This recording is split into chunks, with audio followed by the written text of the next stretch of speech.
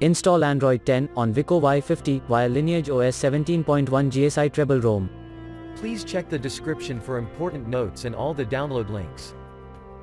First download ROM and GApps packages, then transfer the downloaded files to the phone storage, link is in the description below. Step 2. Boot your device into TWRP recovery. Once in TWRP, click on Wipe, Advanced Wipe, and select the check boxes, as shown in the image, excluding internal storage. Step 4. Swipe the button to wipe the device.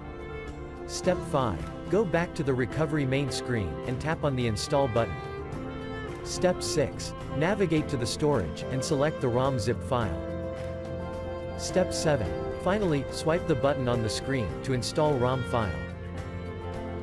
Step 8. Flash the GApps zip package, in the same manner. Step 9. After GApps flashing completes, select Wipe Cache and Dalvik from bottom left side of screen, and swipe to wipe. Step 10. When the flashing process is complete, hit Reboot System. That's it, you have successfully installed the ROM on your device.